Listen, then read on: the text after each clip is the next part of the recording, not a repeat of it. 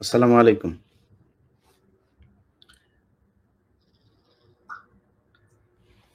আপনারা প্রায় ১ মাস ধরে আমাদের আলোচনা যারা শুনে থাকেন, আ আমাদের শ্রদ্ধেয় মাহমুদুর রহমান সহ আ ডক্টর কনক সারোয়ার, পিনাকি ভট্টাচার্য, মিনার রশিদ সহ আমি, আ এছাড়াও আ আরো অনেকের সাথে আমাদের এর মাঝখানে বেশ কয়েকটি মিটিং হয়েছে। আ সেখানে সমন্বয়করা ছিলেন হাসনাত আব্দুল্লাহ, সাজিস আলম, তারপরে আ সাদিক ভাই। অনেকের সাথে আমাদের ইন্টারনাল কিছু মিটিং হয়েছে এবং আমরা আপনাদের এই অনলাইনেও বেশ কয়েকটা মিটিং করেছি। আপনারা দেখেছেন, জানেন যে বিষয়গুলো। সেটা হচ্ছে ১ম কথা হলো আমি শুরুটা শুরুই করে নেই যে আগামীকালকে আমাদের কালবেলার অফিসে একটা কর্মসূচি ছিল। সেই কর্মসূচিটা হচ্ছে কালবেলার অফিসে একজন রয়ের এজেন্ট আছে। সে সরাসরি রয়ের হয়ে কাজ করে। তো এই রয়ের হয়ে যে কাজ করে,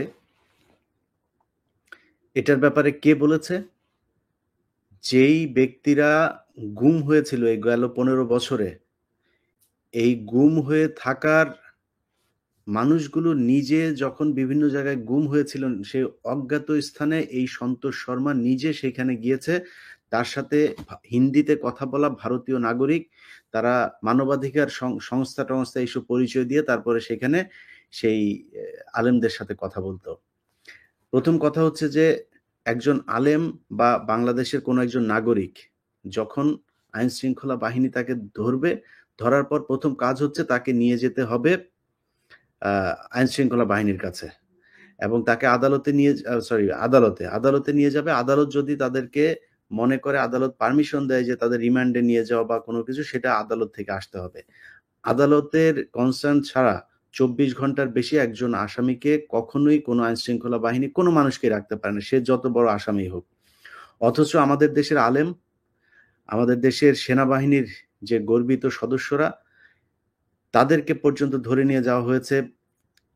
ঘন্টার পর ঘন্টা না, বছরের পর বছর তাদেরকে আটকে রাখা হয়েছে এবং একজন সাংবাদিক পরিচয় দেয়া সেই ব্যক্তি সন্তোষ শর্মা, তিনি তাদেরকে সহায়তা করেছেন এবং সহায়তা কিভাবে? তারা যেখানে তাদেরকে রাখা হতো অজ্ঞাত স্থানে, সেই অজ্ঞাত স্থানে গিয়ে তারপরে ভারতীয় নাগরিক সহ তাদেরকে জিজ্ঞাসাবাদ করতেন। এটা আলেমদের নিজের মুখের বক্তব্য। আমার এই চ্যানেলে আ আমা আ আপনারা আগামীকালকে একটা প্রোগ্রাম দেখবেন এবং আগামীকালকে আমার এখানে জসিমউদ্দিন রহমানী, তারপরে হারুন ইজহার সহ আরো কয়েকজন আলেম থাকবেন লাইভে কালকে রাত ৯ টার সময় এবং তার পরের দিন আমি একটা প্রোগ্রাম আপলোড দিব। আমি আজকের মধ্যে চেষ্টা করব সেই কাজটা শেষ করার।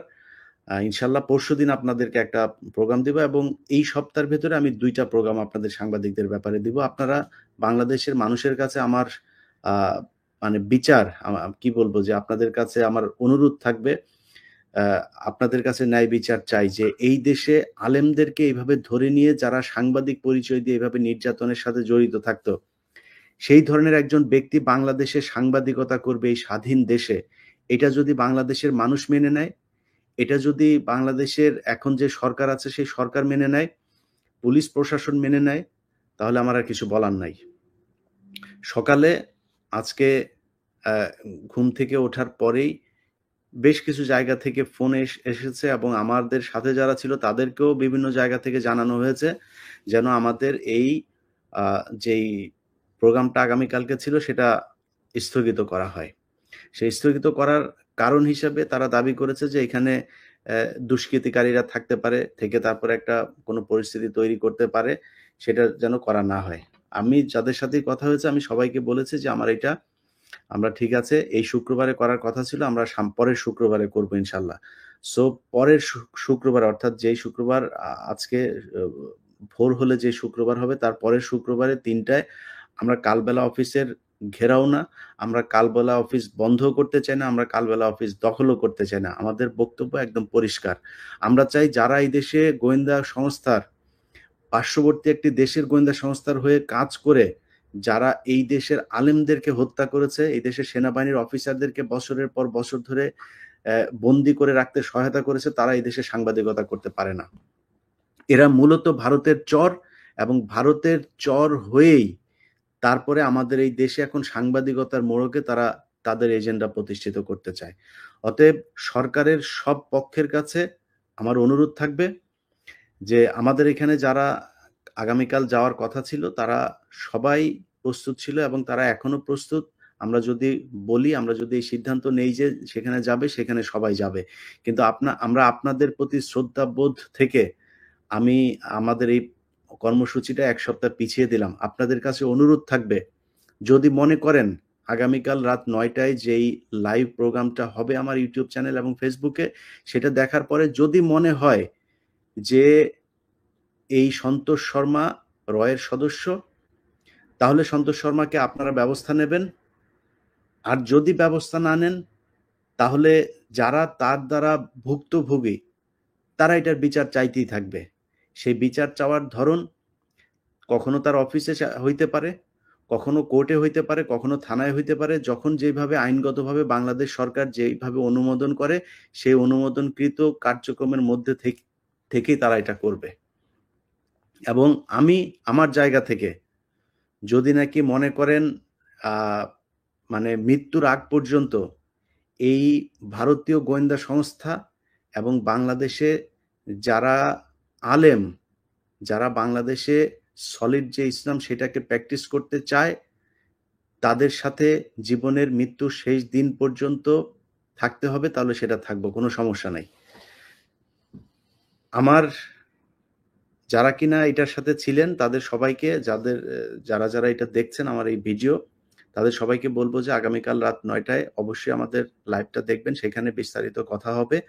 এবং আগামীকাল যেটা হওয়ার কথা ছিল ৩টার সময়, সেই প্রোগ্রামটায় ওইখানে কেউ যাবেন না। এবং আমাদের ওইখানে যদি কোনো ঘটনা ঘটে, সেটার জন্য আমরা কেউ দায়ী না এবং আমরা এটার দায়িত্ব নিব না। আমি পুলিশ প্রশাসন থেকে গোয়েন্দা সংস্থা সবার কাছে আমি আমার জায়গাটা পরিষ্কার করে নিচ্ছি যে আমাদের প্রোগ্রামটা হবে কাল শুক্রবারের পরের শুক্রবার। অতএব আপনাদের হাতে ১ সপ্তাহের সময়।